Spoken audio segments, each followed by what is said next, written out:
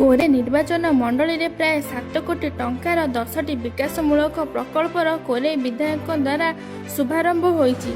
कोरे निर्वाचन मंडली रसुलपुर ब्लॉक अंतर्गत लक्ष्मीनगर ग्राम पंचायत रे प्राय 7 कोटी टंकार व्यय 7टी प्रकल्पर भित्तिप्रस्तर स्थापन और 3टी प्रकल्पर उद्घाटन करिसेंति कोरे विधायक तथा जाजपुर जिला योजना बोर्ड अध्यक्ष आकाश दास नायक। बीजेपी कर्मी माने भिकीपुर छकरू तरापुर पंचायत कार्यालय पर्यंत विशाल मोटरसाइकल शोभायात्रा रे विधायकों को पाछटी नेइथिले। भिकीपुर पहंगा रास्तार 1.5 कोटी टंकार उन्नतीकरण सह अन्यान्य सड़क प्रकल्पर भित्तिप्रस्तर मध्य स्थापन करा जायथिला। श्री दास नायक कहिथिले एही प्रकल्प गुड़िक द्वारा गमनागमन स्वास्थ्य राजस्व और बन्या नियंत्रण क्षेत्र में अंचल विकास हेबो बोली विधायक आकाश दास नायक कहिथिले।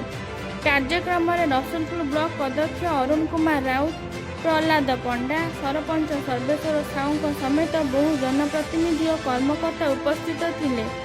जाजपुर जितु बेहरा रिपोर्ट न्यूज 19 ओडिशा।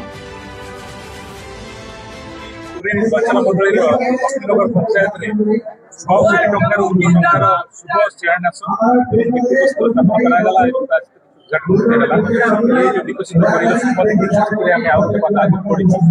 केवल समग्र निर्वाचन मंडली पंचायत कोरेर 38 पंचायत राजनगर सहर 26 वार्ड में समग्र अंचल विकास धारा चली प्रमाणित हम लक्ष्मीनगर पंचायत आगामी दिन में आहरी 5 कोटी टंकार काम आरंभ होगा। ये आरंभ मात्र विकास देखिए